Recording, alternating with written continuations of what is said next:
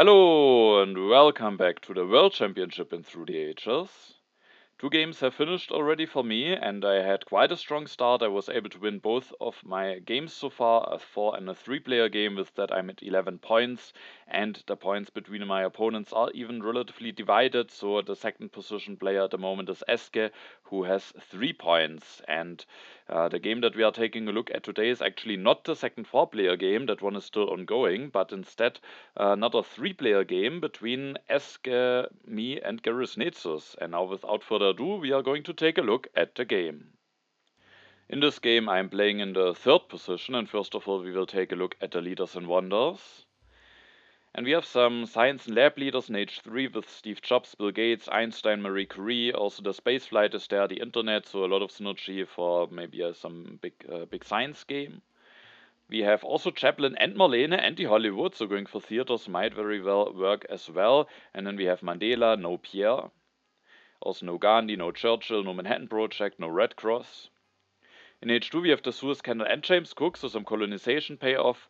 We also have James Watt and the railroad. We have Bach to maybe go into, then Chaplin and Marlene. We have also Darwin and Anthony Gaudí as some culture leaders, and Napoleon and Robespierre as military action leaders. In H1, Jan Žižka is the only military action leader. Barbarossa and Nostradamus can help with the strength. Barbarossa and Eleanor can help for setting up for the Suez Canal. We have both Leonardo and Gutenberg. Then for the wonders, we have the Silk Road, but no Universitas, Forbidden City, but no St. Peter's Basilica, Nemechi Castle, but no Great Wall. There's the Machu Picchu. And yeah, GerisNezus is playing in first position. He just picks Hammurabi. I think that should be a good call. Eske could maybe just go for Confucius, but instead he goes for the Colossus, which I think is very reasonable with the colonization payoff, and yeah, that can certainly work quite well. And then he commits to going for Alex instead of maybe gambling on what leader he will end up getting. And for me, it was then relatively clear that I will go for Confucius. I think he is just the best card to pick here. And the question is then rather which yellow card to take. But it also was relatively straightforward because with having already additional signs from Confucius, I think the stockpile maybe just offers better value than the cultural heritage.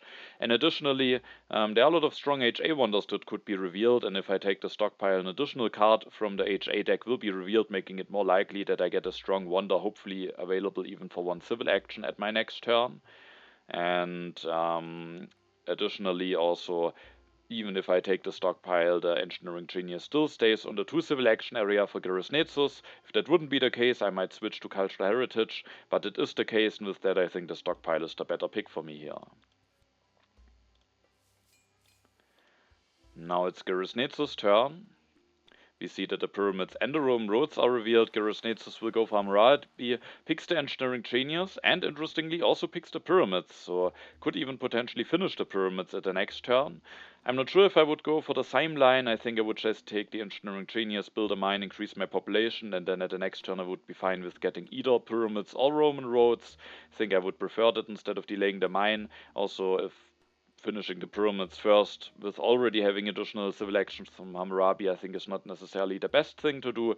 So yeah, I think I would probably play it a bit differently, but nonetheless, he has Hammurabi, he has pyramids, so he has some strong cards and will have a lot of civil actions to work with in the early game. Eske goes for Alex, increases his population, builds a mine, takes the urban growth, so a very standard turn. And for my turn, I actually had already a very tough choice to make. I will start my turn by electing Confucius. I think that's the one action that is completely clear. I think getting the science production started is just way too important. But then it's a bit of a question, because there's of course the Roman roads, a strong wonder, which I kind of would like to take. There's also an early copy of Code of Laws available. I will have additional science from Confucius, so getting that and being able to invest into that early, I think it would be extremely strong. And if I don't take it, with there being 2 copies on the row, it might be that I just miss out on a copy of Code of Laws completely. So that could end up being quite bad, and it could be quite strong if I just get the additional civil action going quite quickly. And I mean, I have the civil actions to take both Roman roads in the Code of Laws, and that is also something that I heavily considered. It would, however, mean that I miss out on the 3rd mine, so it would cost me a bit of economical development because of missing out on that mine. And yeah, so it's the question. What what am I the most willing to miss out on? Am I willing to just miss out on the mine, take both the Rome Roads, the Strong Wonder, and the Code of Laws? Am I willing to miss out on the Code of Laws, just go for the Rome Roads, build a mine, increase pop, just do some normal stuff, and be fine with missing out on the Code of Laws, maybe hoping to find some other stuff to invest the science into? Or, what I also considered, do I actually miss out on the Roman roads and build a mine and take the Code of Laws, with that not getting behind in my economical development and get the mine going immediately, but also having the option to get into Code of Laws very quickly. So that was quite a tough choice, and I considered all lines very heavily, and it was quite a close call for me. At the end, I decided that I don't want to miss out on the Code of Laws. I think it makes just a very big difference whether I'm able to invest the early science of Confucius or not. So at some point I decided to lock the Code of Laws in, and then it's the question, do I rather want to take the Roman roads, or do I rather want to build a third mine? And my first instinct was to take the Roman roads. But the thing is, not building the mine is just really setting you a bit behind, because at my next turn, instead of having already built a mine and then having just very cleanly 3 resources available to build a second lab, I at the next turn have only 4 resources, meaning if I don't get help from developments, I am lacking 1 resource to build both a lab and a mine. I have the stockpile in hand, but in order to play the stockpile, build a mine, increase pop, build a lab, I would need to use all of my 4 civil actions, meaning I would not be able to react to the card row at all, which could be quite bad. And if I at the end have to skip again one of those, then I not only missed out on the resource this turn, but then again also either on another science or again on the resource. I probably would build a second lab in order to get the Code of Laws going as quickly as possible. And then I would have already missed out on 2 resources, and 2 resources that early in the game are just extremely valuable. And also, as you maybe remember from the 4-player games, it was kind of I kind of thought that I maybe want to skip the HA Wonder again a bit more often. And there is the Silk Road in the game, there's the Forbidden City, maybe the Michi Castle, maybe if I get Iron, the Machu Picchu, I have Confucius, I produce some additional science to maybe be able to invest into technologies. And with that, despite the Rome roads of course being a very strong wonder, I at the end was not willing to both miss out on the Code of Laws and delay this mine, and actually decided to skip the wonder, hoping that maybe I get lucky and get either Forbidden City or Silk Road, or if not, I can maybe go into Alchemy or Iron, and then afterwards, maybe at some point, I for certain will get a wonder, and that normally works out quite well, especially if you have some additional science. And so I was at the end fine to just skip the Rome roads here, which was not what I expected going into this turn. I draw 2 cards, the Strategic Territory and the Raiders. GerisNezus finishes the pyramids. He could not even go for the Rome roads, however, in my opinion, that would not be a good move, so I was not concerned about leaving him the Rome roads, and indeed he is also not taking it. Instead, it takes the Code of Laws, which I was happy to see, because I think for him, he doesn't really need a Code of Laws with already having Pyramids and Hammurabi, but I was happy to see that he takes it away from Eske. Eske this turn uses Alex, increases population, still stays out of consumption thanks to the yellow token from Alex, and then builds the second lab, takes the irrigation for 2, maybe is eyeing Barbarossa, who is coming down the row. Then at my turn, it was actually a bit of a tough choice what event I want to push, because the Strategic Territory and the Raiders that I at the end put into the deck are not really great cards for me to seed, because Eske has the Colossus, and for both colonies and strength events he is having an edge. And here it maybe makes a difference whether the Suez Canal is in there or not. If there's no Suez Canal in there, I think I would just seed the Strategic Territory and be fine with it. But setting up for the Suez Canal is just extremely strong. Eske will have the colonization bonus, maybe some additional draws if the colony is revealed a bit later, and then he might just win that colony, get some additional draws thanks to that, maybe draw even more colonies, and it could help him immensely setting up for the Suez Canal. So at the end, I rather decided to see the Raiders, fully expecting that I will at the end lose the 2 food or the 2 resources, and but at least some other player will as well. Of course, you could argue that I might even skip the politics phase, but there's even at least a chance that I still win the Raiders, and also I need the science to get the Code of Laws going already at the next turn, and I think that science now is just worth more maybe than losing 2 resources or food, which I at least can choose what I want to lose a bunch of turns later. So I see it, I build the second lab, and I take the breakthrough. I thought a little bit about taking Barbarossa, because I think he's just quite a strong leader, and if Eske gets him, then he has Colossus plus Barbarossa, and we have seen in the first 3-player game of that stage that that is a combination that has quite some potential, and I ideally would like to survive until age 3, so I could consider taking him here, but at the end, it costs me 2 civil actions, I miss out on a breakthrough, and there are some other good leaders. I can go for Jan Žižka or Nostradamus to maybe be a bit more safe, and at the end, I think then I take the breakthrough here. I thought about taking the warfare here. With the breakthrough, maybe also soon can go for the warfare, and the additional military action might be quite important to defend myself, but it would also mean that I have a full hand. If alchemy, and there's actually one of the row, or iron falls down to me at the next turn, it could also be an idea to delay the Code of Laws for now and just take iron and go for an upgrade, but if I have a full hand, that might not be possible. Additionally, if I take the warfare, the alchemy drops down to 2 civil actions for GerisNezus, making it a lot more likely that he will actually take it. And now that it stays on 3, he maybe will not take it, maybe he will then stay on 2 for Eske, and who knows, maybe I actually have a chance to go for the alchemy at the next turn, and with me not having an HA wonder, I think it's especially important to have actually something to invest into, and so I was not willing to take the warfare here, and instead just increased my population to play civil action efficiently. I draw some cards, the immigration and a colonization card. GerisNezus goes for Gutenberg, interestingly, uses him to build a second lab, is not taking the alchemy, so it's a bit of a gamble. He doesn't know if he finds good target for Gutenberg at the upcoming turns. Could have maybe kept Hammurabi, at least from now on, at least from the next turn on, he is getting more draws, maybe helping him to face the Colossus that Eske is having. Eske seeds, the development of warfare is revealed. I actually have a free population, but if I don't get additional food by the next development, I can't really use it. Eske this turn finishes the Colossus, goes for Barbarossa, and elects Barbarossa, so he is indeed going for the Colossus Barbarossa setup.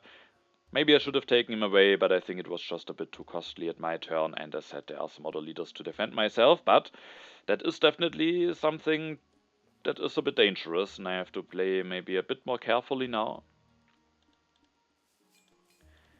Now it is my turn. Again, I don't have the perfect event to see it, but at the moment, at least all of us don't have any happy face, so I felt like there's a chance that immigration at least turns out to be a neutral event, and with that I was willing to push that into the deck.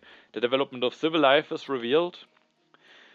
And before that was revealed, I was actually considering to indeed, instead of the Code of Laws, either go for the alchemy or go for the iron. I actually even tended more towards the iron, because I thought I maybe just go for the iron, and then at the next turn I was hoping to get the Imechi Castle, and then I build up some production and finish the Imechi Castle to be safe from some stuff that Eske maybe is trying to do.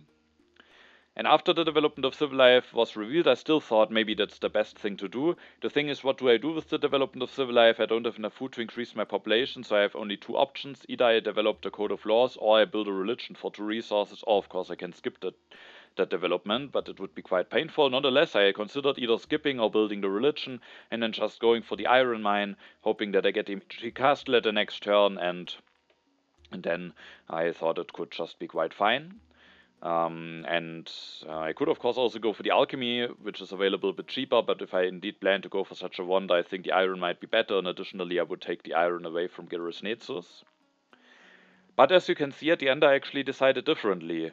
I decided to use the development of civil life to develop the Code of Laws, which is by far the most efficient option to use the development. However, that means that I don't have enough science to go for either alchemy or iron this turn, and I generally have some issues to get out of corruption. I could either just build a religion, or I can actually take the Imechi Castle for 3 and build a step. And maybe it feels a bit awkward taking it for that expensive. But on the other hand, I was a bit worried in 2 regards.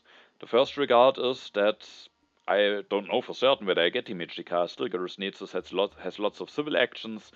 Eske could maybe also take it. Both of them don't have a lot of resource income, and because of that I thought it's likely that I get it at the next turn, but it's not for certain. And if Eske indeed tries something military heavy with Barbarossa, the Imechi Castle is just so extremely helpful to defend myself, and now I just have it for certain. And the second thing that I was worried about, if I don't take it now and instead, for example, go for an iron upgrade, is that I might just be a bit too slow, because it could be quite strong to actually finish the Meiji Castle already at the next turn. There's maybe a chance that Eske, for example, who knows, has a Legion, goes for another warrior, is out of the sudden already at 7 strength, and if I don't have the ability to already finish the Meiji Castle at the next turn, I probably might just have to accept being vulnerable to an aggression, which I think would be quite annoying. So at the end, I decided to go for this line, which at least allows me to use the development of Civil Life to develop the Code of Laws, and I can get out of corruption by building the step, and I have the option to already finish the Meiji Castle at my next turn. Then I have 1 civil action left, and first I thought I, of course, just grab the Alchemy to be able to build up some production.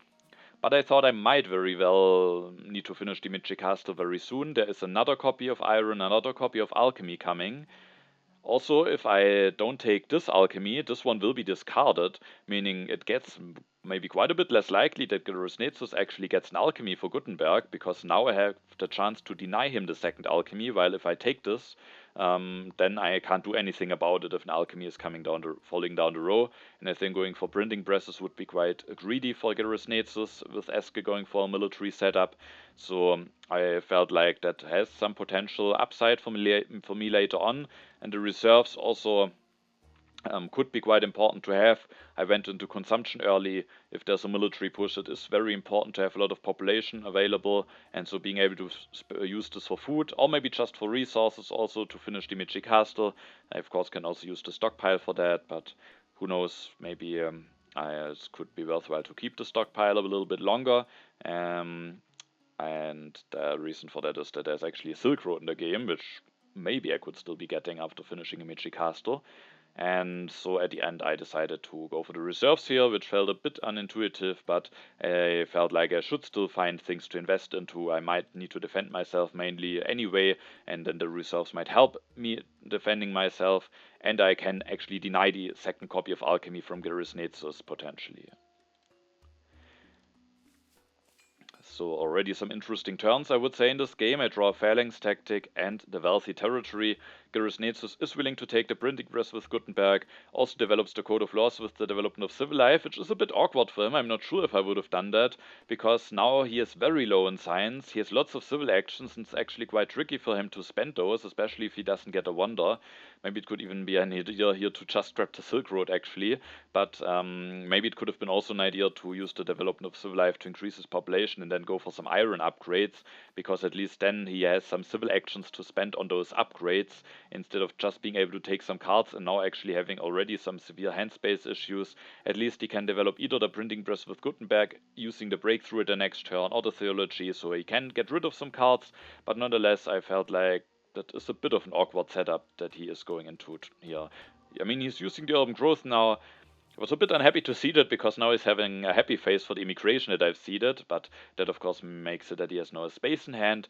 Eske used the development of Civil Life to go for developing the irrigation, uses Barbarossa one more time, takes the monarchy, and he indeed has the Legion tactic, is now at 7 strength, has had some draws, so now out of the sudden I was indeed quite happy having the option to already this turn finish the Meiji Castle. As we will see, there's actually also Nostradamus coming down the row, so that might have been a very nice alternative way to be safe, but now I am not forced into Nostradamus, which also has some other benefits, as we will see during my turn. Because at my turn I first of all push, and it's again a bit of an awkward decision on what to see it. I was not too happy about my choices here. I even thought not seeding, but I just don't want to not seed. But I think I kind of need to keep the tactic. I need to keep this to defend myself. And then there are only 2 colonies left, but seeding a colony against Eske, who has the Colossus with the big colonization payoff being the game, just feels extremely awkward. Nonetheless, at least maybe I have a chance to also win a colony. I, at the end, was willing to seed the strategic territory. Development of markets are revealed. I seeded strategic instead of wealthy, because with Eske being on bronze mines, I just felt that the 6 additional resources from the wealthy territory might just really give him an economical boost.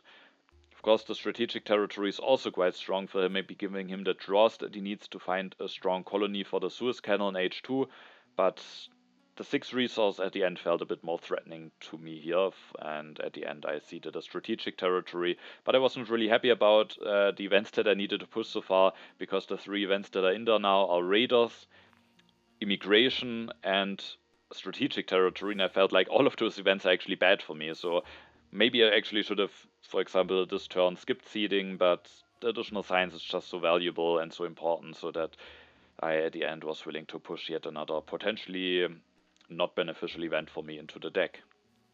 This turn I can finish the Michi Castle. There is no iron or alchemy in the row, so I kinda need to do this to get out of corruption. And also, Eske went up to 7 strength, and now I have the ability to finish the Michi Castle, which makes me somewhat safe. Of course, he could still go for an aggression against me, because if I need to sacrifice, that's still quite painful for me.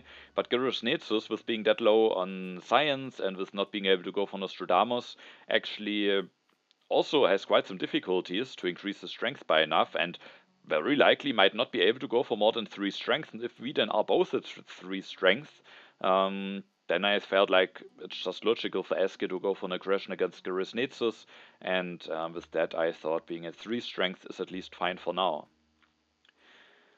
I have 4 civil actions left, I have some yellow cards in hand, I saw Silk Road, I saw Saladin being able to give me the 6th civil action, and I felt like that will be a very strong setup for myself, and now it's good that I'm not forced into Nostradamus. I can actually now take the Silk Road, take Saladin, elect Saladin, and with my last civil action I even then took the Ridgeland, because I didn't want to play either of those yellow cards without having built a step of the Silk Road yet, and the Ridgeland in order to get some quick mine upgrades going later on might also just be quite strong for me. So I have now 4 yellow cards in hand, and I was hoping the Silk Road will be quite nice and might allow me to transition into a strong position with that many civil actions. And additionally, with having both Himeji Castle and the Silk Road, I will be at 4 culture per turn, making it that, especially towards Eske, who is still at +0 culture, I might be able to get quite a significant lead going. I take the civil action from Saladin, a bit greedy, because I said Eske could go for an aggression, but as I also said, I thought he will rather go against GerisNezus. Development of Politics is revealed. Now maybe there's even a chance that I have drawn a second defense card, being able to defend myself without sacrificing, but unfortunately not. But maybe it makes it even more likely from Eske's point of view that I can even defend without sacrificing. GerisNezus increases his population, uses Gutenberg to develop the Printing Press, with that has space in his hand again, and he kinda needs to spend a civil action somehow, and with that he goes for the Forbidden City, getting even more civil actions, but at least having something to invest into, and the Ignored Unhappy Workers might also be good to maybe be able to put more workers into the military. He then takes the Frugality and the Cultural Heritage, is at 3 strength, but would need 2 defense cards to defend himself, at least got the Development of Politics. So let's see, first of all, if Eske has an aggression, which player he will target, and if the player is able to defend himself. He goes for an aggression against GerisNezus, and that aggression actually hits, so that's quite a big swing. And GerisNezus losing 3 resources here makes the situation very awkward for him, because now again he has lots of cards in hand, but with having no resources to spend, it's very difficult for him to spend his civil actions on anything other than just taking a bunch of cards. I guess he can play Cultural Heritage, develop 1 tech, but still quite an awkward position for him now. Eske goes for the 2nd farm upgrade, takes the Bread and Circuses, builds 1, so now he is the one who would profit from the immigration. He then uses Barbarossa to go for another warrior, is now even at 9 strength.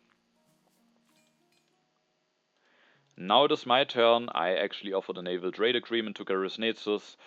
I thought I'm really not in a position to fight for any colonies or for the strategic territory that I put into the deck, but maybe I at least can make GerisNezus bid a little bit more so that Eske doesn't win the colonies for too cheap, and of course I get the 2 additional blue tokens. I start my turn by building a step of the Silk Road, and then of course I want to play the stockpile here with the Silk Road bonus. Getting 2 resources and 2 food for 1 civil action is just extremely strong now. And then my first idea was to go for knights, and then maybe start transitioning into the phalanx tactic. The thing is, I can't really complete a phalanx tactic already this turn, and generally I'm quite low in population. The developments that were revealed, there was no settlement, no agriculture, civil life I used to develop the code of laws, markets I used for resources, so I literally didn't get a single food from the developments, and it's actually, you can notice that because I actually don't have enough population to even build 3 units without having an uprising issue the next turn, and all of the happy face solutions are gone, so going for a full phalanx tactic is actually not really doable for me at the moment. And so instead of going for the knights and the phalanx tactic, I instead opted towards going for the warfare and the fighting band tactic. Generally, I think getting the third military action will be extremely helpful for me and makes me a lot safer. I also take that option away from GerisNezus, who, if I leave it for him, could go for the cultural heritage, take and develop the warfare, maybe copy the legion tactic and be a lot safer, which makes it maybe more likely that Eske could point any aggression in my direction.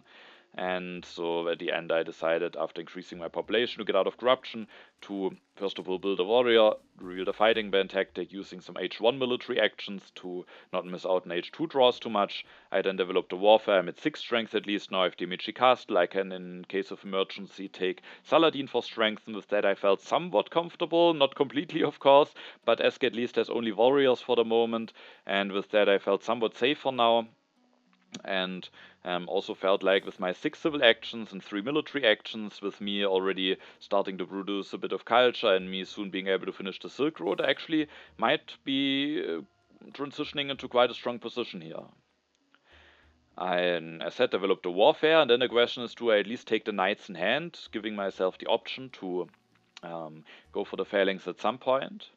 And I was definitely thinking about it. I was also thinking about the masonry, but I think now with already having invested into two blue techs and still needing a government farm, that would maybe be a bit of overkill, but I think it's definitely worthwhile considering. Also, one thing that's maybe interesting to note is that I didn't use the breakthrough to develop the warfare, and it is an interesting decision because if I do use the breakthrough, then of course I could, for example, go for the iron at the next turn. And the reason is actually not that I was very much afraid of the Dark Ages. That could certainly be in there. Both of my opponents are low in science, so that's one more benefit out of this decision.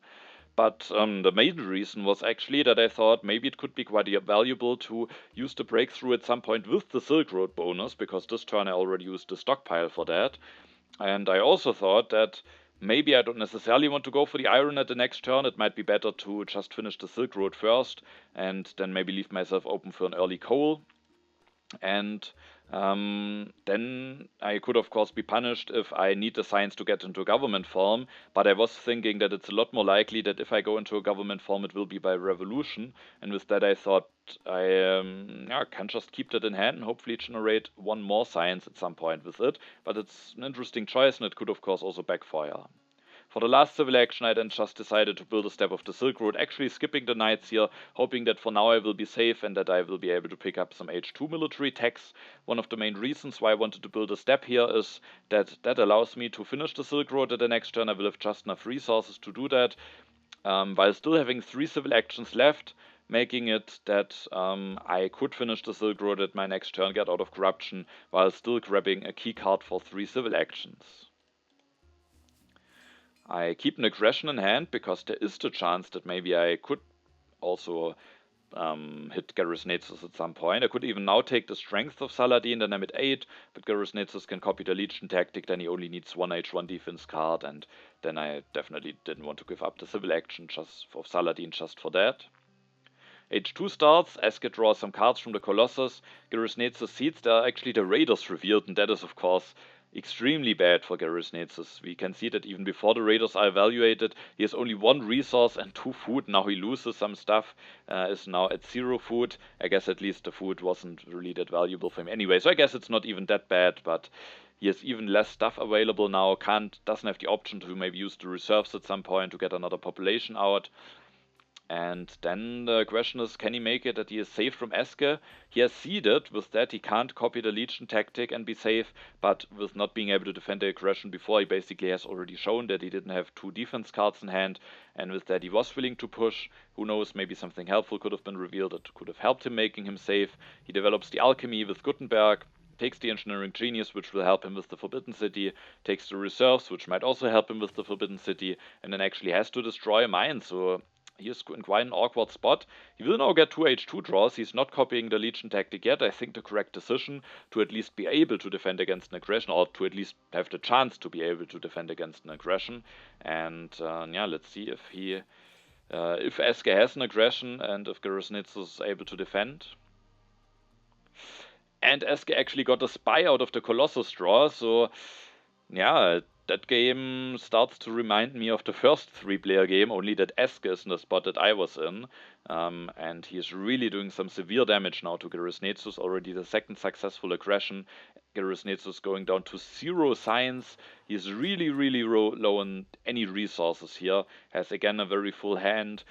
At least with playing those 2 yellow cards, he can still finish the Forbidden City and with that spend his action somewhat nicely, but yeah, the position and how this went so far is really a disaster. On the other hand, at least he has all of those civil actions, and maybe that can allow him at some point a comeback. Maybe he can go for Robespierre or James Watt or something and catch up in the economy at some point, but the moment looks quite bad for him. And I, at this point, was starting to be a bit worried about that Eske maybe gets too much out of his push, because GerisNezus has now already taken quite some hits, and I think for now I would really prefer it if Eske doesn't get any more good stuff going.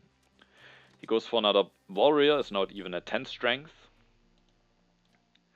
Now it's my turn. I actually offer the open borders agreement to GerisNezus.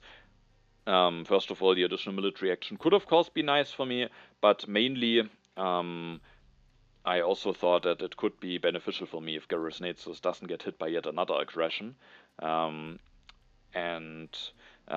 I also actually had some backstab thoughts here, because I have still this aggression, and as you can see, there's actually a Conmon on the row. Thanks to having built this step of the Silk Road, I this turn can finish the Silk Road, take the Conmon, and prepare myself for a revolution.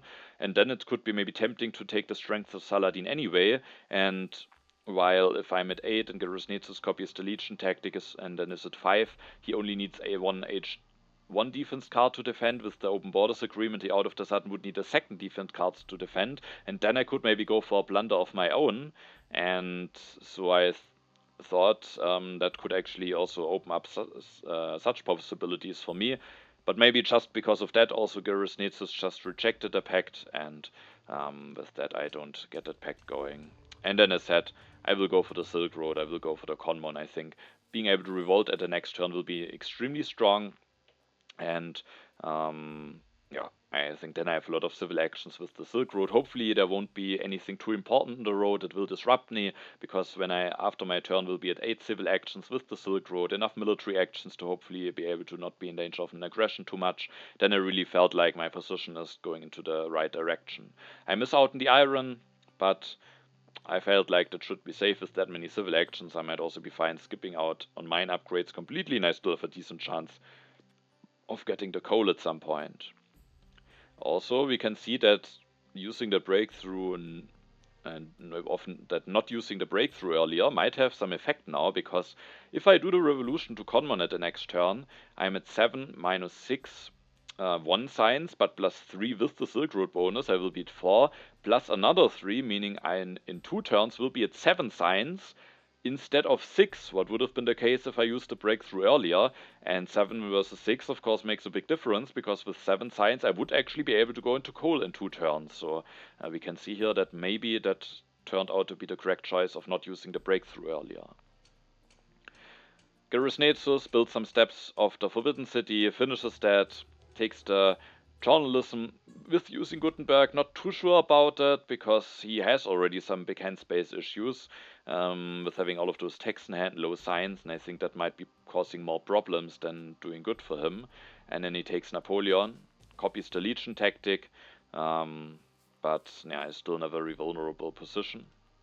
He's not willing to elect Napoleon, so interestingly, so with Napoleon I think he would be completely safe, going up to 7, drawing a card, having 3 cards in hand. So he's playing a bit greedily here, maybe needs to do it, maybe needs some Gutenberg activations, but I mean, maybe you should just elect Napoleon here, I'm not sure. And then he's also not the weakest, which might also make a difference for events.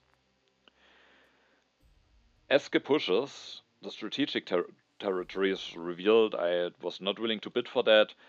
And I was also very unhappy to see that Eske is sadly able to win it, and also sadly that it is opened, because now he has a colony. He gets another 3 draws. At least he has to send 2 warriors away, so that's at least something. But with Barbarossa it's not too big of a cost. But now he can go for the Suez Canal. if that would maybe stay in the deck, and if he doesn't have knowledge about more colonies, maybe he wouldn't have gone for the Suez Canal, but now, sadly, that could be a very strong wonder for him, and I was now very unhappy about my decision of pushing that territory into the deck. I might still do the same decision again. I think missing out on the seed from Confucius is quite bad as well, and it could have also been a bit later in their deck, or maybe GerisNezus somehow could have managed to win it, but the chances were very likely, or it was quite likely, that Eske would be able to win it, and sadly he has now soon the ability to maybe finish the Suez Canal, and with that catch up quite a bit in economy. He gets out of corruption by building a step, and then interestingly takes the strategy, which of course increases his military potential by quite a bit, but at least he needs to miss out on this breakthrough in order to take the strategy.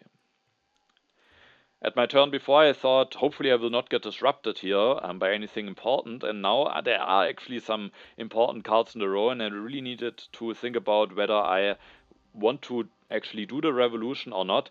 I think it would be extremely clean to do the revolution, but the thing is, both copies of coal will then very likely be gone before my next turn, meaning if I do the revolution now, I have to be certain about, or I need to take into account that I just play in bronze mines for the rest of the game. As said, with the Silk Road and that many civil actions, that might be fine. But then again, there's a James Watt that as a leader that I maybe could still be getting potentially before I get into those coals. And there's not only the coal, but also the Transcontinental Railroad here, which long term could just put me into an extremely strong economical position, and with the 5 strength also might make me even more safe from anything that Eske is trying to do here. And so at the end I actually decided to postpone the revolution, or maybe even call them off completely, as now when I take the coal I likely might want to go into coal first and then only go into the government form a bit later, which is not really that ideal. I can of course also hope for Robespierre, who can maybe help me out getting both of those things going in a reasonable time. But yeah, I at the end felt I want to have that coal. The railroad is insanely strong, and then with my last civil action, after taking those 2 cards, I can even take a breakthrough, which I think is also an extremely valuable card, especially with the Silk Road. And yeah, so now I could have, instead of taking the railroad, I could have also developed the coal, either without using the breakthroughs so that I can use the Silk Road bonus in the rich land, but then I would be extremely low in science, or I could actually play the reserves and then use the rich land. But at the end I decided that I want to have the railroad, and at least there's a chance now that I might actually be able to get James Watt before I get into coal. And I can potentially still do a revolution, leave myself open towards James Watt even longer, and then go for the coal afterwards is still an option. I draw the classic army tactic. GerisNezus uses Gutenberg one more time, takes the rich land, now switches to Napoleon. He got one more Gutenberg activation, didn't get punished for it, neither by events nor by an aggression, so I guess at the end it turned out to be a fine decision for him. He develops the theology, maybe just making space in his hand, takes a bunch of yellow cards, but still a bit of an awkward position for him. But I mean, he has 7 civil actions. Culture-wise, he is at the moment in the lead, so if he can somehow stabilize, things might still not be looking too bad for him. But now Eske has actually found a war territory, so that of course is not that great news for GerisNezus. Eske will develop the strategy, goes for 2 Barbarossa activations, at least is missing 1 warrior to complete the 2nd Legion tactic, takes a copy of Scientific Method.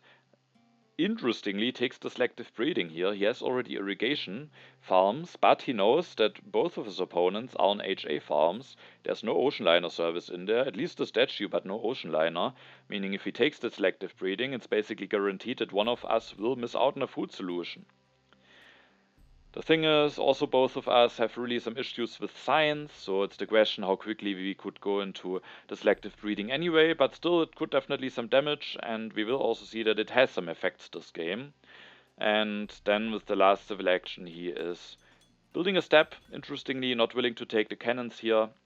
Also interestingly took the left copy of Scientific Method, but that has a clear reason, and that might maybe also be one of the reasons why he wanted to maybe not take the cannons here. He lets James Watt stay on 2 civil actions for me, and that makes it quite a bit more difficult for me to get James Watt going. And yeah, that was actually a bit of a tough question how to play this turn, because now I have a full hand. because I didn't use the breakthrough early on. So while we saw the potential of that decision paying off, we also see now the potential downsides of that, because it would be quite a bit better if I had space in hand and I could take James Watt, develop the coal, do some stuff. But now it's a bit awkward because, of course, I can just play the reserves, but then it's even a bit more difficult to get out of corruption. I need to spend one more civil actions, and civil actions are quite tight this turn. So it was a tough choice. At the end, I decided to play it a bit risky, but also a bit safe. I developed a coal, but I will actually go for James Watt. But I need all of my civil actions, so I couldn't save the civil action here on the coal.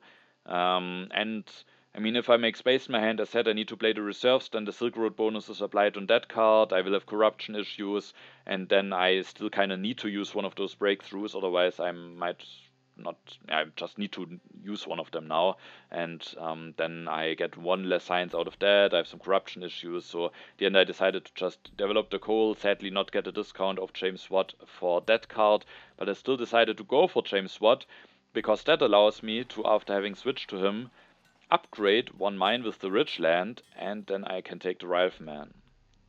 And that 2 resources that I save here on upgrading the coal are quite relevant, because now I'm at 9 resources at the next turn, making it that at the next turn I might be able to play the reserves for 3 resources thanks to the Silk Road bonus, and then I will be able to finish the railroad, so that would give me a huge strength boost, but of course also a huge economical boost. So I was hoping that I just will be able to do that at my next turn without getting disrupted. And there are some ways how I can get disrupted. First of all, the Organized Religion is already the second copy of that card, meaning there's only one Happy Face solution left. And if the team sport should be on the row, I maybe really need to consider taking them, because otherwise I might be in an extremely awkward spot once I lose the 2 yellow tokens at the end of the age.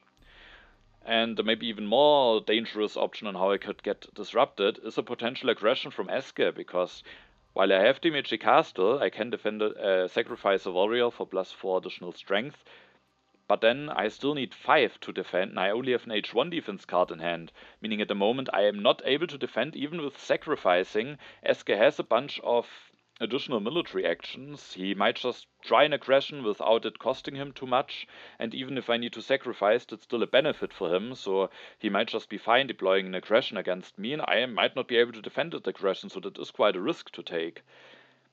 But I also didn't find a clean way to not take that risk. Of course, I could take Saladin and then use the strength, but it is still telling something to Eske. Maybe he is sensing that I at least would need to sacrifice. Maybe he could then let me sacrifice or something.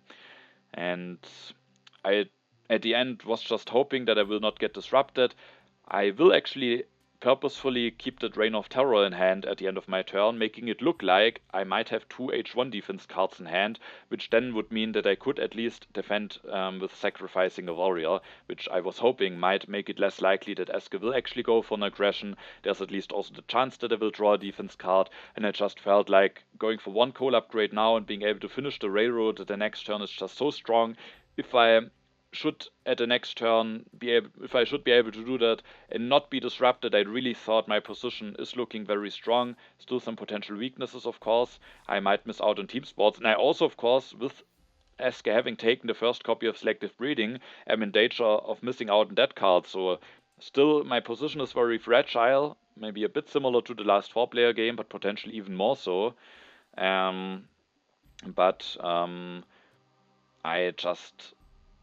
I still, despite those fragile potential issues, I felt like if I get that railroad going and stabilize in strength, then I thought my position is actually quite strong, with already having some culture lead and lead in culture production, but then also having 8 resource income, maybe going for more coal upgrades, and having the 5 additional strength of the railroad. But I was really nervous that I might just get hit by an aggression. I was, of course, hoping that maybe I will get an H2 defense card. Sadly not, so Eske can now hit me with an aggression if he wants to. And I do take the Rifleman because I felt like if I skip both Rifleman and Cavalryman, which I need for that, that's just too risky, especially Rifleman, and it's really a card that both of my opponents really want, so I kind of felt I need to take those. It would be too greedy, then I might not only miss out on Team Sport or Selective Breeding, but potentially also on some important military techs, and that's still the danger, I might not get the Cavalryman, so I felt like I need to take those Rifleman. GerisNezus Seeds, no strength event, but unfortunately another thing that is quite bad for me. I was really not happy to see that, because that's the Rebellion. And that's very bad for me, because I now at the next turn can't play the reserves for resources and finish the railroad. So unfortunately that takes that option away from me, and I do get disrupted, and I at my next turn won't be able to get a 5 additional strength of the railroad. GerisNezus has this war declared against him, so let's see if he finds any way to maybe defend himself a little bit. But yeah, we would need 4 more strength to not lose 2 yellow tokens, and I don't think there's a way to do that. He takes the selective breeding, meaning I will miss out on a food solution here. I have the railroad, so I'm blocked from taking the statue for now. I won't get that because I can't finish the railroad quickly enough. Eske steals 2 yellow token from GerisNezus, and I was really hoping that I, after getting hit by the rebellion, not also get hit by an aggression. And fortunately, I don't get hit by an aggression. So seeing that international trade agreement pact, this is of course also not the greatest. Eske this turn finishes the Suez Canal, actually gets the wealthy territory. Normally maybe not the strongest colony to get with the Suez Canal, but here I think he can really use the additional resources. It allows him to go for an additional lab upgrade already this turn, and generally puts him resource-wise in a lot better spot. So yeah, I was not too happy about having pushed that strategic territory into the deck. Additionally, he will go for another warrior with Barbarossa, putting him at 18 strength and making him even more threatening. Now it's my turn, and yeah, things are a bit dangerous now. Sadly, I got disrupted. It would be so ideal if I could just finish the railroad this turn. I think then my position would very nicely stabilize, but I did get disrupted here, and now I have to think about how to best play it here. And ideally, I of course kind of would like to just save up some science for the Conmon. I sadly can't do Revolution. That otherwise could be also an interesting option if I could not finish the railroad, but it's also not an option. And if I just save up science for the railroad, then I can't really increase my strength. And I felt like now that Eske is at 18 strength, it's just, now it's really likely that he just tries an aggression against me. Or it's definitely, I mean, he could also go against GerisNezus, but I think he also maybe has a bigger interest in hitting me, because I think my position has the better potential here. And I was really worried about that, and because of that I decided that I want to do something about my strength, and decided that I want to go for the Rifleman this turn. The problem is, if I develop the Rifleman, even with the Silk Road bonus and using the breakthrough, I am not having enough science to go for the Conmon at the next turn, and delaying that by yet another turn, by 2 more turns basically, would be quite bad. But there's one way how I can maybe do both, and that is if I offer the scientific cooperation pact to someone and if it is accepted. And I was hoping that GerisNezus might accept it, because he has still some text that he needs to get out. Selective breeding, iron, maybe the knights, and has at least some somewhat decent science income. So I was hoping that he might accept it, and that would be a very big help for me. So I offered this pact to him, and it is actually accepted. I was very happy to see that, and now I can develop the Rifleman with the Silk Road, using the breakthrough with the Silk Road bonus. I'm still at 12 science at the next turn, even if GerisNezus develops 2 techs, which he might be able to do, which he is able to do. Then I still have 10 science, which is enough to develop the Conmon at the next turn. I developed the Rifleman, I go for an upgrade. I didn't want to go for an additional upgrade, because I also want to be able to finally then finish the railroad at the next turn. There's a copy of Team Sports in a row, but I just can't take it for 3 here. I have only 3 civil actions this turn. I just needed to hope that my opponents don't take it, and at least it is somewhat costly for both of them. Eske doesn't need it, has only 5 civil actions. GerisNezus is a very full hand, also doesn't need it, so I was really hoping that it won't be denied. And yeah, for my last civil actions, I of course kind of would like to maybe get a coal upgrade going if possible with James Watt. But it's not really possible, because spending 4 resources here is actually not enough to get me out of corruption.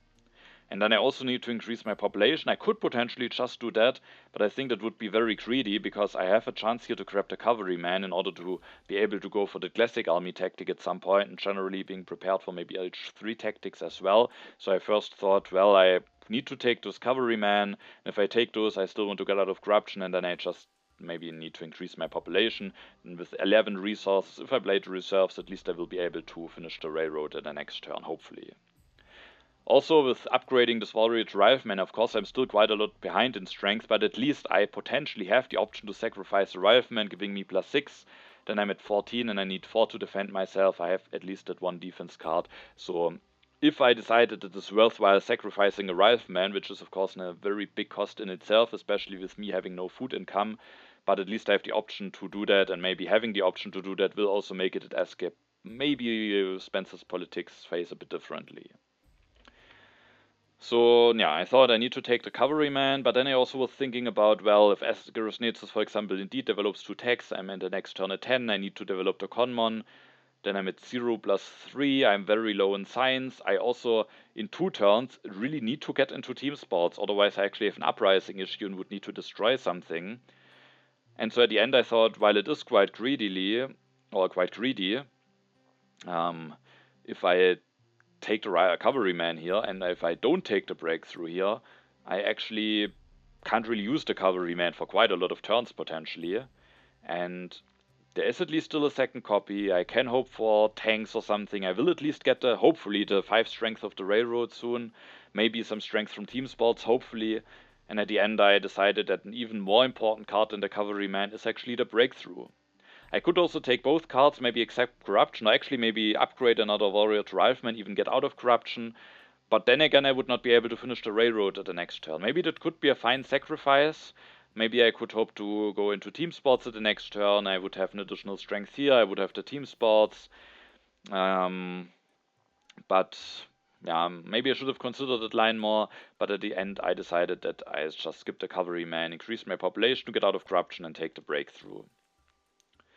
But a tough choice, and this rebellion was definitely quite bad for me. I keep this card in hand, the tactic, and actually a war. Don't remember what the other cards were that I could keep, but with the railroad, if GerisNezus leaves himself vulnerable, could be potentially interesting to declare this war. Also with me long term, maybe going for the classic army tactic. GerisNezus goes for the iron, can develop it with the Scientific Cooperation Pact, upgrades a bunch of mines, goes for the knights, transition a warrior into knights, has actually the Conquistadors tactic that he reveals already. Interestingly, if he goes for 1 more knight, he will have at least a somewhat solid amount of strength, maybe at least enough to be safe from aggression. He still stays very low in strength though, and I was hoping that if Eske has an aggression, maybe he will again go against GerisNezus, just because the chances that the aggression succeeds are actually higher. Team sports day on 2, that might also end up being relevant.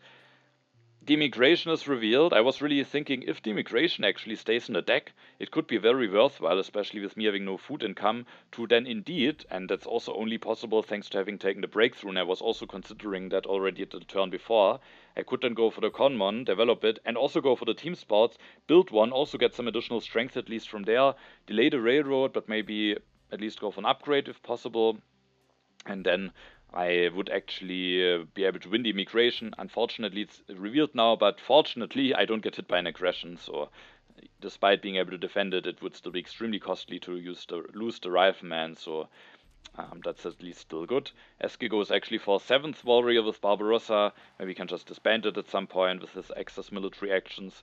Goes for Bach, takes the opera for 3, and then goes for another upgrade to his labs. So he's behind in culture, and his plan is now to maybe just go for Bach and opera.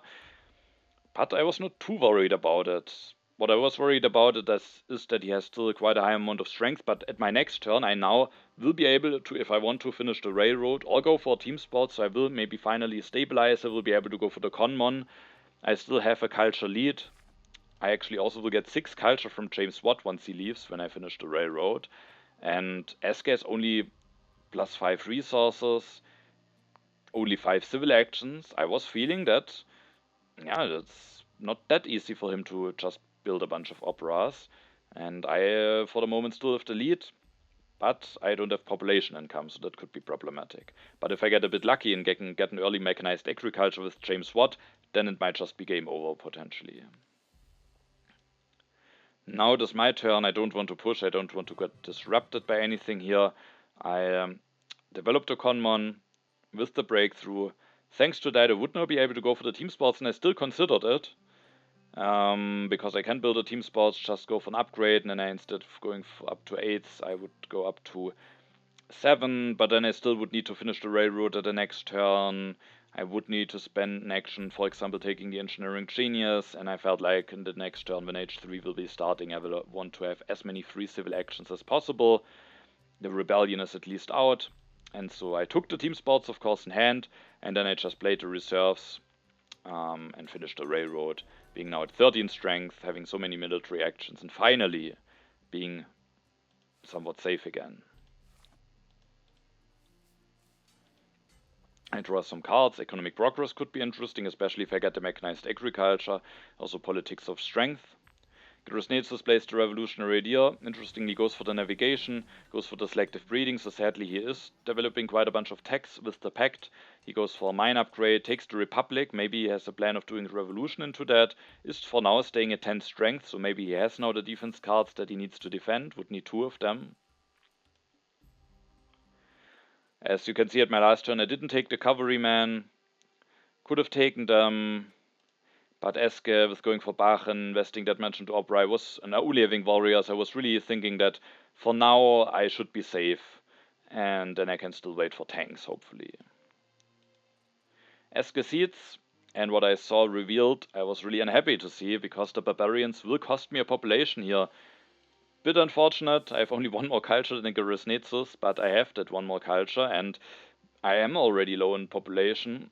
As I said, also with the HA developments, I didn't get a single food or population from, also partly because I chose different options, of course, but now I lose another population, and that makes stuff now even more rough for me in regards of my population. Nonetheless, I still have my good income now. I have the many actions now, so I still felt maybe things can turn out fine, especially, of course, if I get such an early copy of mechanized agriculture. I was really praying that maybe an early copy could be revealed here. And at my turn, I will first of all see the economic progress. I'm not the weakest, rebellion is out, and I just kind of wanted to start pushing. That's a card that has a lot of potential for me, and even if I should not get the mechanized agriculture, at least I will get hopefully a lot of resources out of it. So at the end I was fine pushing that into the deck. The cultural influence is revealed, giving Eske the most after he has gone for Bach. I certainly need to build a team sports here. I was also kind of secretly hoping for an early Mandela, because now it will be a bit more difficult for me to pick him up, but still I of course need to fix my happy faces. And then there are some interesting cards in a row, and I have to think about what card do I actually want to have the most. And there's a copy of Air Force, there's an early copy of computers, which I am sadly lacking some signs of, even if GerisNezus doesn't develop any tech, and he can basically only do the revolution here, which I thought he might just want to do potentially. So I sadly can't invest into it immediately, but it might still be a strong tech to have with all of those lab leaders. I want to replace James Watt probably relatively quickly, even though, of course, with waiting for Mac Egg, he might still provide me a lot of value if I keep him a bit longer. So the computers are there, Air Forces are there, but there's one card that I felt like is now by far the most important, and especially after having gotten hit by the barbarians, and it is actually the reserves, because I can use it for food and I get 1 more population out, and every population that I get out here could be just extremely important for me, and so I was willing to skip the Air Forces here. But looking at myself, I for quite a while probably won't have enough science to use the Air Forces anyway. GerisNezus doesn't have enough science to use the Air Force in the near future anyway. Eske has some science, but he first of all needs to get a tactic going, so he might be able to use the Air Forces, but also it's quite difficult for him to use. I thought in this particular situation the Air Forces are actually not as important as they usually are. I could still take the reserves at computers in hand, But I can also do an upgrade here with James Watt, and it felt a bit costly, especially with not being able to invest into that immediately. The next turn, maybe if it is in the row, I really want to get into Mag Egg, I maybe want to get into a new leader, I have still a lot of actions that I need to spend on stuff. If there are tanks in the row, I might need to scrap them even for 3 to not at some point be in danger of getting hit by something bad, and maybe even opening up the door for some military push from myself. And with that, I rather just upgraded the mine and at the end took the wave of nationalism, letting the riflemen stay on 2, maybe making it a bit more difficult for GerisNezus to pick those up, and at least the wave maybe makes me a bit more safe. Also, I'm at now at plus 10 resources. I was not feeling too bad about my positions there. Actually, draw an impact of agriculture, so if I get that Mag Egg, that might be really good for me. When we take a look at the overview, I still have a culture lead. I will still get 6 culture from James Watt. I have 5 more resource income than Eske. Eske doesn't have a lot of resource saved up, doesn't have any yellow cards in hand. It's only at 5 civil actions. Has better science income. And has, of course, by far a lot more population. But overall, I did not feel too bad about my position. Even if I should miss out on a Mag Egg, maybe I can use 1 or 2 reserves to get a bit of population going.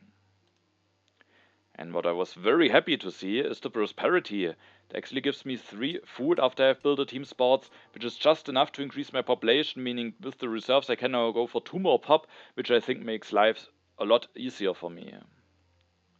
GerisNezus builds a temple, upgrades the farm, takes the democracy, interestingly.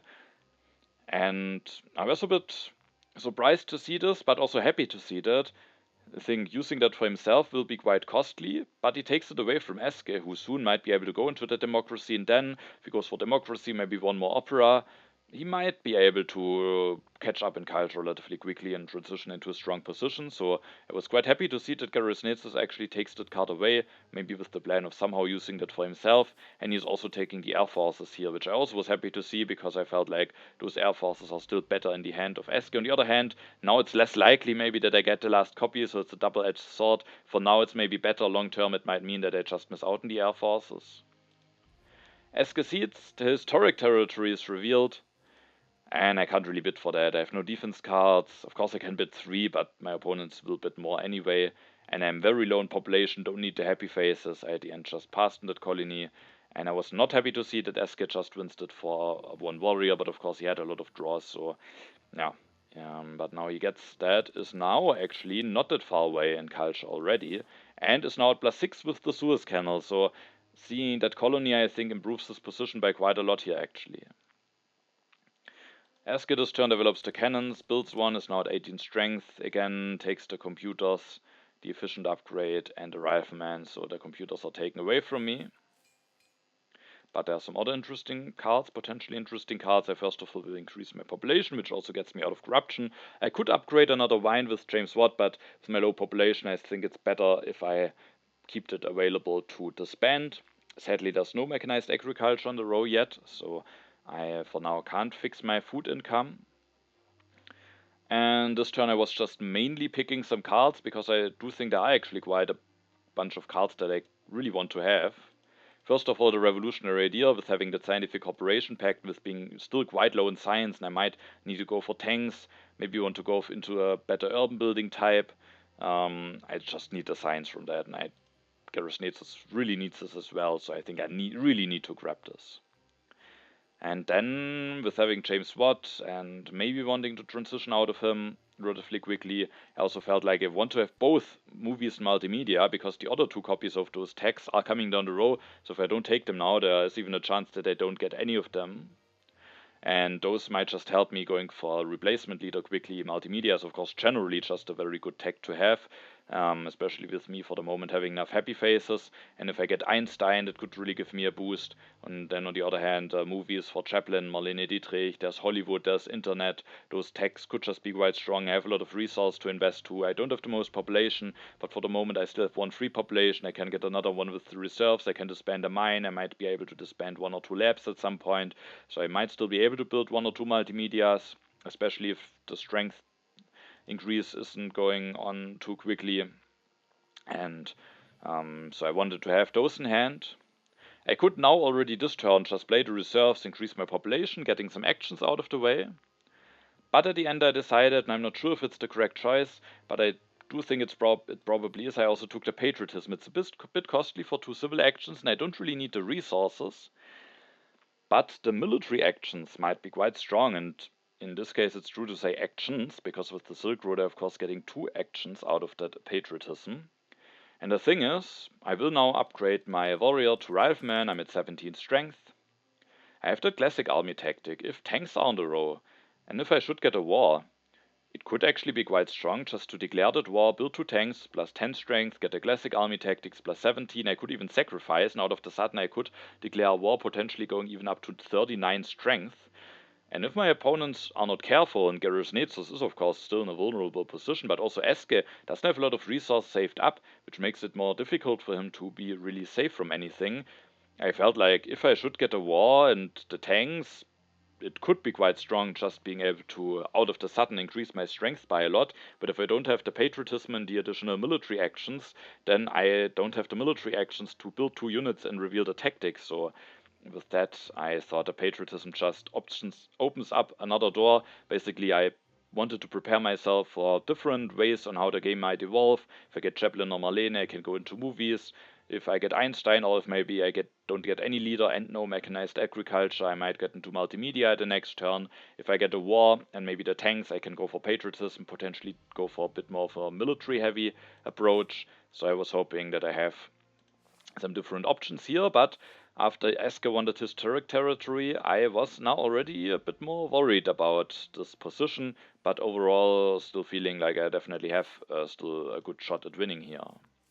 I keep some impacts, some events to see it in the tactic. I draw even more impacts, but no defense card and also no war. I was very happy to see that GerisNezus offers the international tourism to me, because of course I want to have the 2 additional culture, and the reason why he offered it to me is probably just because I have more wonders, and because he still thought that it's likely that I accept it, so that now he just gets more culture overall. He interestingly developed the journalism this turn, so he is now able to put those to use. And takes the military build-up, the endowment, and the urban growth.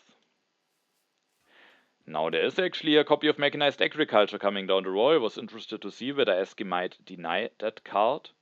First of all, he seeds, again a colony revealed, again I have no defense card, I can't really bid that much. Again Eske wins it for just a warrior, again I didn't like that at all. Yet another colony, yet more resource income, yet another good use of just sending a warrior away, and also having more science might make it more easy for him to go into an H3 government form. Eske, with having the additional yellow tokens and happy faces from the colonies that he just won, doesn't need the bread and circuses really any longer, upgrades that with the efficient upgrade to an opera, and afterwards will actually switch to Einstein, gets more science income going, gets the civil service going, and he denies the mechanized agriculture. Yeah, I guess with me having James Watt, it would just be too insanely strong getting that going now. It's of course risky, the second copy could just now be revealed. Maybe with the prosperity and the reserves I can be fine without it, but I think it might be the correct choice here to deny it. He also switches a warrior to cannons. Remains the strongest with that, maybe an indicator that there is actually a strength event coming. Nonetheless, I was willing to push here, and as I have a lot of impacts in hand, and the impact of agriculture might still be nice, impact of tech, despite Eske having Einstein, could actually also still be nice, architecture could be nice, competition is actually not that bad, at the moment even the best for me, so I started pushing, actually pushing the impact of competition into the deck. International negotiations is revealed. Here I let GerisNezus pay food to Eske. I was mainly thinking about what does Eske not, or what uses him the least, or what is the least useful for him. I think that's relatively clearly food. Science with Einstein is just quite strong. Resources is maybe his bottleneck despite his +7 income, because of, I mean, soon he might be able to take some yellow cards, but for now it's a bit weak. And I just thought GerisNezus is still a bit behind. He did stabilize somewhat, but still his military potential is at the moment quite low. And yeah, I just felt like it's not that important for me to let him lose the thing that hurts him the most. And I think losing the food is still a bit hurtful, because at the next turn, because of that, he can't increase his population. So yeah, and Eske, I think, just needs the food the least. At my turn, I said he can't go for Mech Egg, but what I can go for is this multimedia. I think that gives me a nice boost, going up to 9 culture income. I then take the reserves, allowing me to maybe yet get another pop. Getting that for 1 civil action is quite strong. There's another copy of reserves, but I also have to be a bit careful about my civil actions because I still need a government form. Not a government form. I still need a wonder ideally. I still need a leader ideally. So I then, after taking the reserves, also took the rockets. I don't take the tanks here. It's a bit greedy, but there is still a second copy if I don't miss out on that. I could just have a tactic for the rockets. Eske is transitioning to rockets into cannons. Maybe he will reveal a tactic soon. And I felt like just having them in hand might make me threatening enough. And I was also hoping to just pick up the tanks at the next turn. And then with my last 3 civil actions, I thought it could be nice to already play the reserves and get a population out just to be a bit ahead of my, on my civil actions. But as I only need 4 food to increase my population, and as I don't go into consumption yet, I felt like I don't necessarily want to get the Silk Road bonus on the reserves, and with that I used the revolutionary idea for the Silk Road bonus, get an additional science, playing the reserves, increasing my population, and then I just ended my turn. I again do get some draws here. Impact of government could be seedable. Impact of population is maybe good to have knowledge about, even though it is actually not that bad at this point. I have only, I think, maybe 2 less population than my opponents. So, yeah, so far I'm still somewhat fine with me not having any food income. And with building the multimedia and with getting the international tourism, I'm also culture-wise at least toe-in-toe with Eske, and I still get a +6 once James Watt leaves the game. GerisNezus seeds, the economic progress is revealed. Now he has, of course, the option, or no, now even with the economic progress, he doesn't have the option of increasing his population this turn, so that's now a bit annoying for him, I would say. Then he takes the modern infantry, develops that, plays the military build-up for 10 resources, gets 2 upgrades for free, takes the revolutionary idea, the reserves, and then actually disbands the knight in order to build a journalism. That is, of course, quite a bit greedy. But then again, he's behind, maybe he needs to take some risks, so I don't say it's wrong. Maybe he also can transition into other tactics when he gets the rockets. Now it's Eske's turn. He seeds. There's an iconoclasm revealed, so sadly I don't get my civil action back when I go for the new leader, which could be a bit bad. GerisNezus is now quite a bit more vulnerable again, with only being on 2 military actions. And Eske is starting to set up for something here. He goes for the Rifleman.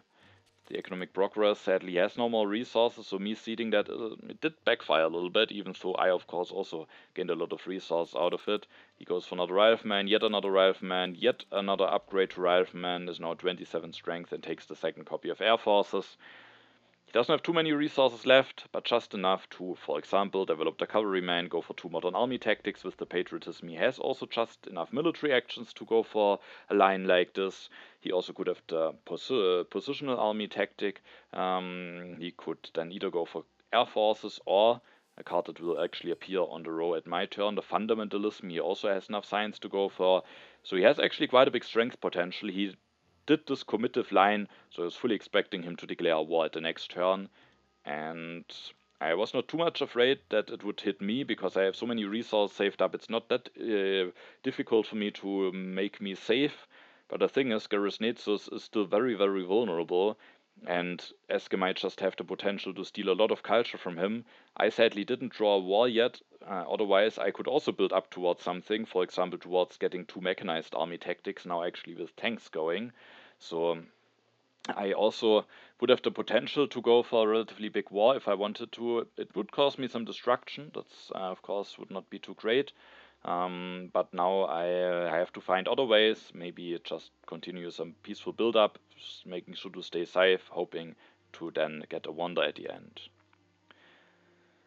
It was a tough choice. Generally, this turn was quite difficult, and it was also the difficult choice whether I want to seed or not. It depended a bit on whether I, at the end, choose to go for Mandela or for a different leader. If I go for Mandela, which I thought is the leader that's just the strongest for me, but depending on what I want to set up for it, some other leaders could be better. But if I go for Mandela, I thought probably I should see the impact of government. The problem is I will improve my impact of competition by +5, which is here. But even if it's revealed, maybe the impact of government is still somewhat neutral to Seaton, at least, unless Eske still manages to get an H3 government form, so there is some risk. But I have a bunch of impacts. I wanted to get some of them in there, and at the end I was willing to go for the impact of government, and that also is an indicator already that I will actually go for Mandela this turn. Unfortunately, the impact of competition is revealed, and unfortunately that impact turned out to be quite bad for me. I actually get -6 versus Eske, so that I was very unhappy to see. I would have improved, as said, my impact of competition by +5 this turn. Fortunately, it's revealed already, but I mean, it's a risk that I was willing to take. And yeah, this turn was quite difficult. It's, as said, not that difficult for me to make myself safe, but I still need to achieve it. I can't play too greedily here. And generally, I think Mandela is just the strongest leader, because if I go for him, I can now increase my population. And as I said, I will go for Mandela, so we can also show it. I can increase my population, I have an unhappy worker now, and then I can go for Mandela. And then I can build, after taking the tanks, of course, I kind of need the tech. Then I can build a team sport and actually get +4 culture, 2 normally, 2 with the increased happy face count. And yeah, so I feel like Mandela is just very strong for me here. Also, the additional action might be very helpful in allowing me to grab a wonder. Nonetheless, there was one other main option that I considered. Interestingly, not Marlene, even though I also toyed around with her, and if I would have had a war in hand, maybe she could be a lot more interesting. But I still thought about some war ideas, and I thought about if maybe I should set myself up so that if I should now draw a war, that I can also deploy it and maybe declare the war together with Eske. And if I should maybe go for such lines, of course Marlene could be interesting, but Marlene would be a bit of a heavy commitment into that direction, as I don't have a war in hand. It's only maybe, I only want to maybe open up one more door if possible. But not at any cost. But I thought about going for Chaplain. If I go for Chaplain, there's one big advantage about him, and that is actually that he is just unconditionally giving me additional happy faces. And that is extremely useful in case I actually want to go for a war, as it allows me to just have one population that is not unhappy and that I don't need to put into a happy face building. And if I go for Chaplain, I can maybe build up some strength now, and if I get a bit lucky and draw a war, I could maybe also go for war, which is would just be a very strong option for me. The problem is, if I want to set up for war that would actually be quite big, I would need to spend 3 military actions this turn, and that is just one too much, because I didn't want to miss out on any draw, and then I also only get 2 draws in order to get the war going. My plan was, if I go for Chaplain and I don't draw war, which is more likely, so that is what I need to expect, then I was thinking I can maybe go for the Hollywood. There's maybe the danger that it will be taken away by Eske, but at least it would be a bit of a sacrifice, because for him it's really not that big of a wonder, and I could then still go for United Nations. But with Chaplain, if I just build one movie, the Hollywood is already 22, and if I somehow manage to get a bit more resources, which is not that likely, because most of the resource cards are gone, then I could even go for another movie, making the Hollywood quite big. But I don't have the additional action from Mandela. Chaplin costs an additional action. He is not giving me culture immediately, and at the end I also thought maybe I just don't set myself up to declare a war, at least not a big one, depending on how vulnerable GerisNezus is. At the end I might still maybe be able to go for a war, but at the end I decided to go for Mandela, take the tanks, develop the tanks, build one without using any yellow cards, because that allows me to actually get out of corruption, and then I take the computers, and I actually also reveal the tactic already. Even though I also thought about going for mechanized army, I can still, if I should draw a war, I could at least go for one mechanized army tactic, or of course maybe just build tanks and fulfill a classic army tactic, but I have some options here. It might still be big enough strength to make a war worthwhile potentially, even though it might not, maybe also not if I at the end miss out on the wonder. So I just built this. I have now 30 resources in my hand, and that takes already into account that I likely already only will be able to use the Wave of Nationalism for 3 instead of 6 resources. And with that I actually don't have enough to threaten 2 modern armies, but I can go for a modern army and an outdated modern army, and then I would be able to win the war if I sacrifice. And even just with classic army or mechanized army, I can reach relatively high strength numbers. And GerisNezus, he can't, I didn't see a way how he can set up for a really good defense. So I was thinking that Eske probably will use him to score some points with a big war, and I was hoping that I just can stay somewhat unharmed, hopefully also with not getting hit by an aggression afterwards, and then maybe set myself up to build a wonder. Like this, I draw 3 cards. I was hoping towards maybe another good impact, or maybe a war to at least have that option. I draw the positional army tactic. I was even considering just going for the rockets, because then it really looks like I have a fitting tactic to work with, and now it would have gotten rewarded, but I also thought Eske might just have the positional army, but I have that in hand also now as an option. Sadly no war, also the impact of progress sadly not being that great. GerisNezus plays the Revolutionary Deal, actually goes for very late Republic, which doesn't really help him with the military, apart from maybe being able to take more yellow cards. He is now building knights again, just disbanded one the turn before. I'm not sure if that was the correct decision, even though of course he kind of needs to play it risky. And then he takes some yellow cards, but he has very low military actions, and I was not too happy to see all of this because the strength potential is not that high, and that might allow Eske to really steal a lot of points from him. Maybe if he gets the military theory, which he can go into thanks to the revolutionary idea, maybe then he could go for somewhat reasonable defense. Eske is indeed going for the war against GerisNezus, increases his population. I was not interested to see what tactic he has. Plays the patriotism, and he develops the cavalryman. With that, I think it should be clear. He builds 2 cavalrymen and has just enough military actions to reveal the modern army tactic, which puts him at 57 strength. He takes the tanks, the fundamentalism, and develops the mechanized agriculture. With taking those 2 cards, he also makes it for certain that the age will end.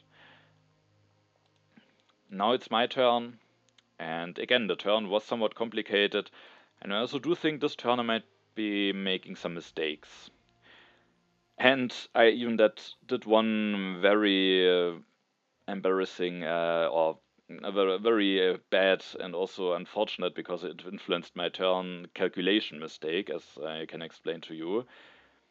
Because I kind of wanted to get one of those impacts in there, and the best one I think is the impact of tech. But here already my calculation mistake is involved. We can see it at my turn, but I was thinking that I can go for a total of 3 more techs. But I can actually go for only 2 more techs. But even then, it's still the best impact for me to see it. It's still a +4 against Eske. So I decided to put that into the deck. And the impact of harmony is revealed, which is at least not that big for Eske, but of course with my not so great population, not the best for me. I take the mechanized agriculture, and first my idea was of course to fix my famine with going for the mechanized agriculture. Probably I also just should have done it, even though there's one annoying thing about it, and that it doesn't get me out of corruption. Maybe I should have just done it, but here I did a calculation mistake, because for some reason I thought that when I develop those computers and upgrade one, and I'm at 14 science, that I have enough to develop 2 more techs at the next. And I did not forget that this pact, of course, gets cancelled. I just counted 8 plus 7 and thought that 14 is enough to develop 2 techs, and it was a big reason why I went for those computers. There were some other reasons, but I could have just developed a mechanized agriculture this turn, and I could have still gone for 1 computer upgrade at the next turn. But I thought I can get an additional tech for the impact of tech, and then I went for this, which is a bit unfortunate, because now I will actually destroy mine and build a farm to not have any famine. There are some other things about this computer play though that also could make it worthwhile. First of all, there's another impact in there seeded by Eske. I at least thought it might be possible that he went for a bit of an impact of science gamble. He took the computers for himself, went for Einstein, and maybe the impact of science could actually be in there, and maybe I could now take it away from him. And then generally about going for the computers, there's also the Empire State Building, and at the moment I have now the highest science income, so Eske might be forced to either react to that or deny the Empire State Building, but he can't build it himself, so it maybe costs him some preparation for impacts or stuff. And And if he doesn't do it, then I might get a big empire state building. So that's that. But the thing is, I could have gone for mechanized agriculture upgrade, and if I take the division upgrade, which I will now do anyway, but after building that farm, which at least gets me out of corruption, but also costs me 2 resources, I will take that, and then at the next turn I can go for mechanized agriculture upgrade, which could allow me to see the impact of agriculture, if that is the best impact then for me to see it. And also, I can, at my next turn, if the empire state building is available, take that Empire State Building, develop the mechanized agriculture, go for an upgrade. I thought my plan was actually to develop 2 techs and upgrade the mechanized agriculture, but sadly I don't have enough science to do that. I can still go for an upgrade, and thanks at least to having that additional farm, if I do one upgrade, I have more food income than GerisNezus, and if Eske doesn't react to that, I again could get an even bigger Empire State Building. So that at least has also an advantage to have then 3 farms available in general, and at the next turn I would not have enough actions to just build an additional farm. But the thing is, I am now very vulnerable to get hit by an aggression. And maybe with realizing that I can't go for 2 techs at the next turn, maybe I could have made myself a bit safer here actually, because now with my last civil action, I will actually just play the wave because I don't have anything better to do. I can't take any of those cards for 1 civil actions. But instead of maybe destroying a mine and building a farm, I could have destroyed the mine and then maybe played a patriotism. And instead of, as said, instead of going for computers, going for mechanized agriculture, fixing my famine like that, and then maybe destroying a mine in order to play the patriotism instead of building a farm. And then I could build a tank, which at least would put me at plus 13, so 36 strength. At the moment, I have 10, sacrificing is 18. It would not be enough, sadly, to defend, which is also why I didn't do it. But there's still a chance I draw a defense card, and maybe I look that much threatening that maybe Eske doesn't go for an aggression against me. And maybe it could have been worthwhile. I didn't consider it as much, because once I saw that I can develop an additional tech, I thought maybe I just need to play it a bit greedily here, especially because that doesn't make me safe completely, but now that it is an option, maybe I just could have done that, and then I could have still threatened at least to go for a computer upgrade with the efficient upgrade at the next turn, and still at least threatening to take that in order to get a bigger Empire State Building going. Of course, then I would not have the chance that the impact of science is actually on top. So there are still some reasons to do all of that like that, but I felt like I could have played this turn maybe a bit differently, and of course I should not have done the miscalculation that I can now go for an additional technology at the next turn. I also thought about going for either another multimedia or a movie, but if I do that and want to fix my famine, I can't really build a wonder, and I think building either United Nations or Empire State Building could be quite big for me. But now I'm very much in danger of an aggression. I was hoping that I don't get hit by anything bad. If there are blunder hits, I can't go for the wonder. A raid could be bad. Intervention, of course, also quite a swing, but maybe that could be somewhat fine. At least it means that Eske doesn't see another impact in. Now that I don't build a tank, I copy back to the fighting band tactic. I draw some cards. I actually do get another defense card, so I could have been safe by building a tank. Sadly, I don't get any more impacts. So I have to choose one of those that I've had, and at least I have a bunch of impacts in hand. It's of course good. GerisNezus plays the Revolutionary idea. I was hoping that he will of course defend very well, and he does also destroy some stuff in order to build an air force and another air force going up to 36. I didn't calculate if there's anything better, maybe with the military theory, but he also of course still should try to maximize his points and not necessarily his defense. He might now out of the race, so it's always tough in such a situation on what you should do, but you should still try to maximize maybe your points or maybe the gap towards your opponents instead of just destroying everything and building as much strength as possible. And yeah, he goes up to 36 strength, so that's at least something, but still it means that Eske will get a very solid amount of culture from this war. And now I was a bit afraid of his politics phase. I was vulnerable to aggressions from him earlier. I didn't get punished. Will I get hit by something now? And there is actually the raid. And unfortunately, that is quite a bad aggression to get hit by for me.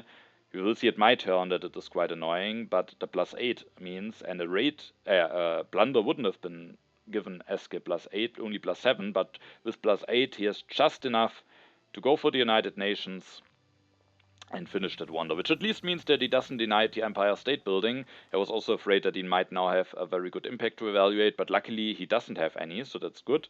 He develops the military theory, scoring 3 culture with Einstein, and also will giving additional points for impact of government and progress. Government is actually in the deck. Progress I have in hand and will not see it, but so that gives him 1 point here.